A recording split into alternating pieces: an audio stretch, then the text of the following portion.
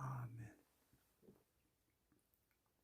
하나님의 말씀 창세기 29장 19절 라반이 이르되 그를 내게 주는 것이 타인에게 주는 것보다 나으니 나와 함께 있으라. 설교 제목은 라반이 있으므로 야곱이 이스라엘로 되었다. 오늘의 주제 성경절은 야곱이 라헬을 사랑함으로 7년간 봉사하겠다고 하자 라반이 한 말입니다. 그는 딸 라헬의 입장에서 결혼을 생각한 것이 아니라 자기의 수익 창출 면에서 생각을 하며 야곱과 라헬의 결혼을 승낙하였습니다. 그것의 흔적을 어디서 구하냐면 야곱과 타인과 사이의 비교급인 주는 것보다 나으니 이 단어에서 찾아볼 수가 있습니다. 사실 라반의 욕심에 대해서는 여러 곳에서 이렇게 드러나 있는 것입니다. 성경을 보면 분명 라반은 아들이 있었습니다. 창세기 31장 1절 야곱이 라반의 아들들이 하는 말을 들은즉 야곱이 우리 아버지의 소유를 다 빼앗고 우리 아버지의 소유로 말미암아 이 모든 재물을 모았다 하는지라. 그럼에도 불구하고 라반은 아들도 모자라 딸들에게까지 양을 치게 하였습니다. 창세기 29장 6절 그의 딸 라헬이 지금 양을 몰고 오느니라. 분명 그 당시 사회적으로는 여자가 양을 치는 것은 그리 흔하지 않은 일이었습니다. 그것은 목자들이 분명 먼저와 우선순위에 있어서 물을 먼저 먹일 수 있는 권한이 있음에도 불구하고 여자인 라헬의 양떼들을 기다리고 있는 것에서 볼 수가 있습니다. 또 야곱이 라헬을 위하여 7년을 봉사하는 모습을 보고 야곱은 매우 유능한 목자임을 라반은 알아채고 자기의 큰딸 레아를 야곱의 부인으로 속여 들여보냈습니다. 큰딸 레아의 미래의 행복을 위해 레아를 생각한 것이 아니라 오로지 자기 재산이 늘어나는 입장에서만 생각하여 큰딸 결혼을 판단한 것입니다. 그런데 이런 욕심적인 면에선 레아도 마찬가지였습니다. 동생 남편이 될 야곱을 빼앗기 위해 첫날 밤 거사를 치르기 전 그녀는 의도적으로 침묵했습니다. 나는 라헬이 아니다. 나는 레아이다. 이 한마디만 했어도 속여 결혼하는 문제는 없었을 것입니다. 그러나 아무런 소리도 없이 야곱을 받아들였다는 것은 레아의 마음속에도 야곱을 사랑하고 있었다는 증거가 됩니다. 성경엔 기록이 없지만 분명 레아는 자기가 라헬인 것처럼 레아의 힘을 감추기 위해 그날 밤 라헬의 습관적 행동을 의도적으로 행했을 것입니다. 평소 얼마나 많은 연습을 하였으면 영화배우처럼 조금도 의심도 없이 라헬의 배역을 성공하였겠습니까? 이것을 볼 때 레아에게도 자신의 아비 라반의 피를 물려받았음이 분명합니다. 그러므로 이러한 달란트를 자기보다 라헬을 더 사랑하는 야곱을 빼앗기 위해 사용하였을 것입니다.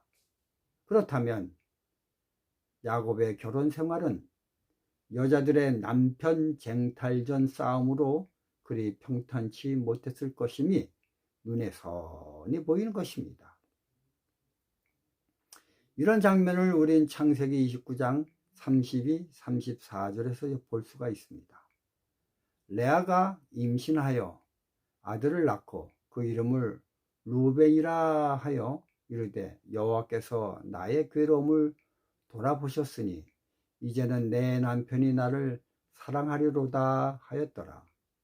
그가 다시 임신하여 아들을 낳고 이르되 여호와께서 내가 사랑받지 못함을 들으셨으므로 내게 이 아들도 주셨도다 하고 그의 이름을 시므온이라 하였으며 그가 또 임신하여 아들을 낳고 이르되 내가 그에게 새 아들을 낳았으니 내 남편이 지금부터 나와 연합하리로다 하고 그의 이름을 레위라 하였으며 이처럼 성경을 보면 자식의 이름을 온통 자신의 남편에 대한 욕망의 감정 분출로 표현한 것입니다. 이러한 불행의 모든 씨앗은 모두 다 라반이 돈에 대한 욕심에서 시작이 된 것입니다. 자기가 낳은 사랑스러운 딸들조차도 오로지 자신의 부의 창출에 맞추어 활용하는 라반의 욕심을 우리는 보게 됩니다. 비록 성경은 단도직입적으로 라반의 철면피 같은 모습에 대해 표현을 하고 있지 않지만 성경을 자세히 살펴보면 성경 곳곳에 라반이 세상 돈의 욕심에 혈안이 되어 사는 모습을 곳곳에서 찾아볼 수가 있습니다.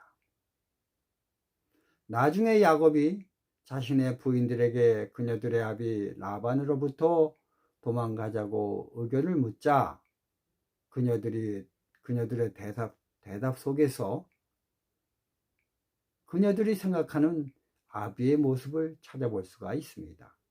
창세기 31장 14절 15절 라헬과 레아가 그에게 대답하여 이르되 우리가 우리 아버지 집에서 무슨 분깃이나 유산이 있으리요. 아버지가 우리를 팔고 우리의 돈을 다 먹어버렸으니 아버지가 우리를 외국인처럼 여기는 것이 아닌가. 그러기에 야곱은 라반의 비정상적인 돈의 욕심 때문에 가족으로서 정상적으로 헤어져 가나안으로 가는 것이 불가능함을 알고 어쩔 수 없이 몰래 도망갈 수밖에 없었습니다.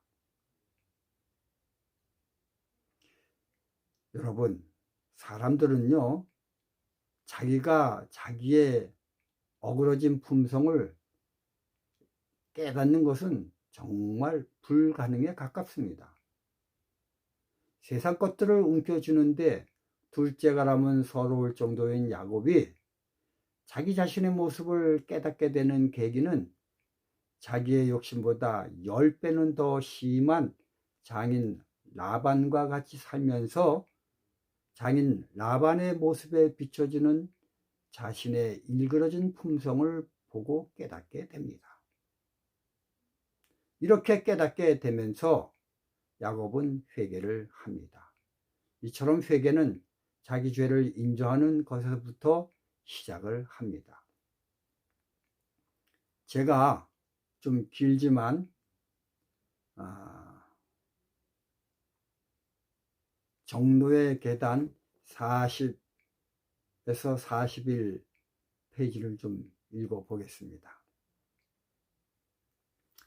죄가 도덕적 지각을 둔하게 하는 때에 그 악행하는 자는 자기의 품성의 결정을 분별치 못할 뿐만 아니라 그가 범한 죄의 흉악함을 깨닫지도 못하나니 악행하는 자가 죄를 깨닫게 하는 성신의 능력에 복종하지 아니하면 그가 아직도 자기 죄에 대하여 눈먼 가운데 머물러 있는 것이다.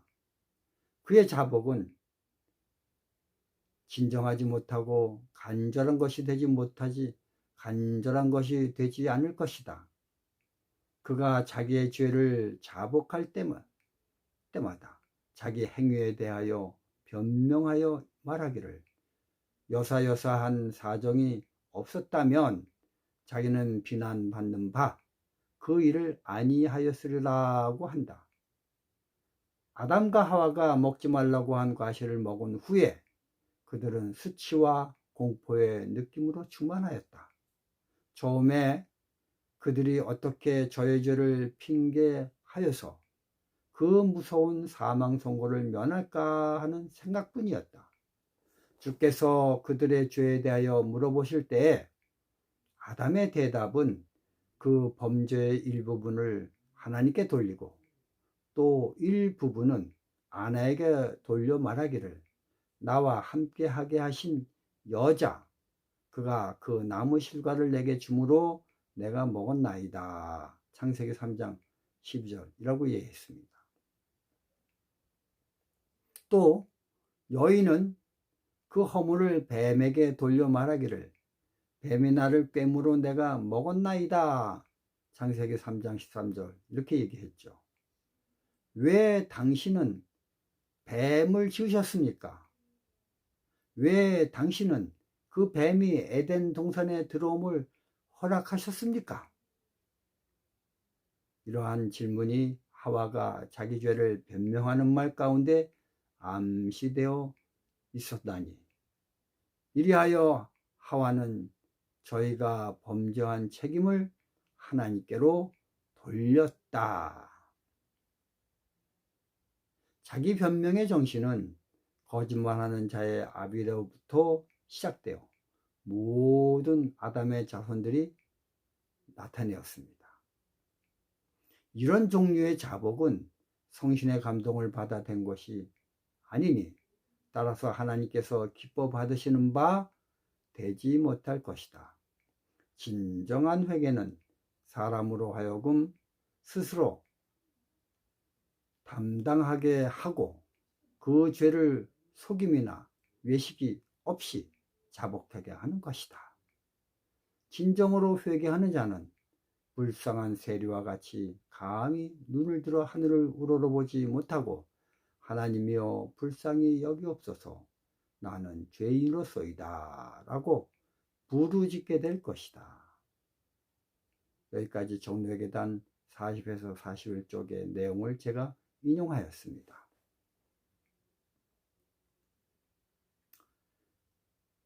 야곱의 이러한 경험들이 모여 야복강 나루토에서 천사와 씨름하는 야곱은 그때 철저하게 자신의 죄를 자복하고 회개함으로 하나님으로부터 용서함을 받고 승리자 이스라엘이 되었습니다.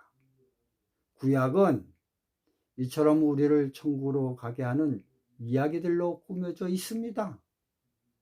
야곱은 야곱의 이야기에서 끝나는 것이 아니라 현재 야곱과 똑같은 나를 거울에 비춰줘 나를 하나님 앞으로 힘있게 나아가게 하는 것입니다. 야곱처럼 나의 죄된 욕심의 모습을 다른 것으로는 비춰지지 않습니다. 나의 죄보다 10배는 더 극한적인 죄를 경험함으로 비로소 내 죄 욕심이 큰 죄인임을 깨닫게 하게 합니다. 야곱이 그처럼 비열한 장인 라반을 만남으로 고생을 엄청나게 많이 한 것에 대해 하나님께 원망도 많이 했을 것입니다. 그러나 그러한 고생은 야곱으로 하여금 자신의 삐뚤어진 품성을 깎고 다듬는 도구였음을 알게 됩니다. 이와 마찬가지로 현재 내가 당하는 역경과 시련과 어려움은 나에게 보약과 같아서 나로 하여금 내 죄의 본연의 모습을 투명히 보여주므로 하나님 앞에 자복과 회개를 하게끔 이끕니다. 히브리서 12장 6절과 11절 주께서 사랑하시는 자를 징계하시고 그가 받아드시는 아들마다 채찍질 하심이라 하였으니 무릇 징계가 당시에는 즐거워 보이지 않고 슬퍼 보이나 그 후에 그로 말미암아 연단받은 자들은 의와 평강의 열매를 맺느니라. 감사합니다. 고맙습니다.